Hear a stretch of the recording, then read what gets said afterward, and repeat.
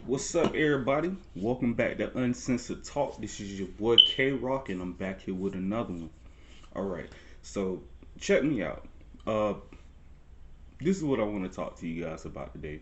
I found this a little bit interesting because I noticed that when people talk about the COVID virus and how it affected the world, it's been a lot of changes. Obviously, a lot of changes to travel policies, a lot of changes to store policies, just to try to ensure that people are safe or whatever. But I want to talk to you guys today because I want to kind of give you guys an insight as to how COVID affected me personally. This story might be similar to a lot of other people. It might be completely different, which is okay. Everybody has their own COVID experience. But I just want to talk to you guys briefly about my COVID experience, and then, I want you guys to comment in the comment section. How COVID may have affected you, or may have affected the loved one of yours, or if it even affected you at all. But yeah, let's dive into this. Okay, so first and foremost, as you guys know, COVID was around long before it was announced. But we ain't gonna go into that. That's another subject for later. But speaking of which, I believe my first contact with COVID was back in November slash December of 2019.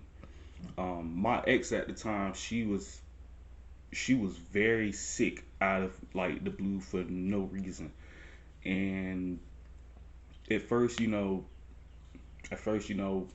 we thought it was just maybe like maybe some trouble breathing and a lot of flu-like symptoms. But the part that scared me was the breathing problems. She had trouble breathing, and at that time I was really concerned because I didn't know what was going on.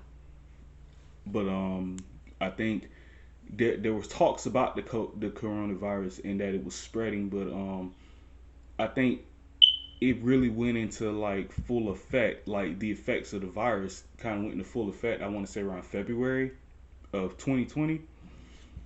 That's when a lot of stuff had started coming into place and things started getting shut down and everything. But yeah, but after the COVID virus though, I'm sorry I had to turn my light back on. But after the COVID virus, my life especially took a sharp turn. I had I had lost my job. I actually got fired from my job because my job decided to want to take harsher discipline. Basically, they want to discipline people more for missing work during COVID than they did before. Which for me, it put me in a tough spot unfairly because at that time I was making a transition from being a part-time dad to being a full-time dad, and I had my daughter at that point living with me majority full-time, and so it was very tough. Even before my son came along, it was very tough to try to keep that job. And then on top of that, I was disrespected by that job. And a lot of people know Washington Square. I work my ass off there. Anybody that can tell you, man, will tell you that on average I work probably between 140 to 160 hours a week every 2 weeks, and it was a lot. I feel like they didn't appreciate me enough. Also, when my son was born, they didn't even let me take off work to go to the hospital and see my son. That to me was the ultimate disrespect more than anything. And I tried to get my job back, but apparently they won't hire me back because of a comment I made a post I made on Facebook in regards to the program director, which it was a metaphorical post because in all honesty, and anybody else that's worked there will tell you that this person was lazy and would sit in her office all day and not do anything for anybody.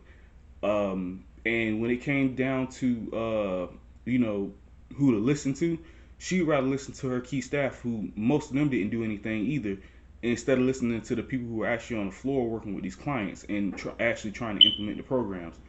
See, one thing I learned about being in the healthcare field, and especially working as a direct support professional or as a behavior tech or anything like that, when you're dealing with behaviors of clients, um, you become more knowledgeable of those behaviors and stuff the more time you spend with those clients. You can create programs all you want, but you will never know if these programs are actually helping these clients or not if you're not there implementing them. And that's just the truth. But moving on from that though, I ended up trying again at Devereaux, and at this time I was actually transitioning between Devereaux and another job that I had got. So I ended up leaving Devereaux for a short time, and then I came back to Devereaux and I worked another month, and then ultimately I left the job. Um, so after leaving Devereaux, I started back doing independent contracting work. Uh, but at first I was doing only Lyft and Uber, and then I started doing Instacart, and DoorDash came along, Grubhub came along, Postmates came along, Shipt came along, Walmart Spark Delivery came along. So now I have multiple independent contracting jobs that I do outside of me just opening up my online store through my blog. Which once again, I am selling merchandise. So if you guys are interested, man, check out my merchandise, man. I got a few more products coming in soon, and I think you guys are gonna like it. But anyway, so after I left Devereaux, I actually left my apartment for a few months to move in with my daughter's mom, and help her with the kids and stuff because she didn't have anybody to watch the kids. And at that time I guess we was trying to work on our relationship or whatever. And she so for about 2 3 months, I was home alone with the children while she was up in another state working on an assignment as a CNA, which which I'm proud of what she's accomplished or whatever. But when she got back down here, the we kind of made promises to each other, like she promised to go work, make her money, and she was gonna come back, then she was gonna take a turn to watch the kids and stuff like that while I go on assignment and make some extra money. That obviously didn't end up happening. I ended up going to jail.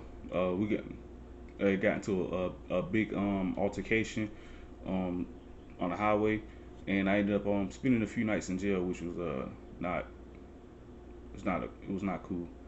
Um, I'm not looking to go back, and that's the case I'm fighting right now. But I believe everything happens for a reason because when I got out of jail, the first thing I did was I stepped up. That's when I opened my online clothing store. Was right after I got out of jail, and before I didn't take the independent contracting work as serious as I did now. Um, Once I got out of jail, man, I was on it. I was hitting the road every morning, getting up at 6:30. I start my day off at 7 o'clock, and sometimes I wouldn't be done until maybe 10, 11 o'clock at night. And if the money was still rolling in, I followed the money, so I went where the money was going. But you know, just from personal experience, I don't think this COVID affected me as much as it affected other people around me.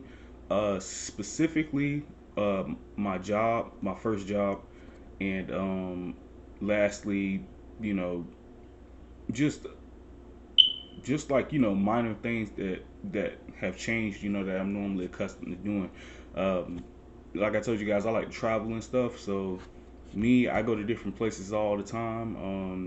I'm always like everywhere. Like I can be one minute I can be in Cocoa Beach, next minute I can be in Vieira, next minute I can be out in Palm Bay. Then after that I can be ducked off somewhere in another county, and that's how I like to roll. But in all honesty, man, in my personal opinion, COVID didn't affect me to the point where you know, I was lost and was trying to look for ways to fuck over other people in the process because if you notice, there's been an increase in scams. Not just scams for the PPP loans, but scams in general. Like, if you're trying to go on POF or Tinder and you just want to hook up, these females are like, oh, I'm an escort, and then you be like, okay, well, I'm not looking for no escort, I'm looking to have some fun. Well, you can come chill with me, baby. You just gotta pay me first. You're a prostitute. Like the fuck. And then what they try to do is they'll try to get you to pay like through Cash App or, you know, PayPal, or get a gift card or some shit like that.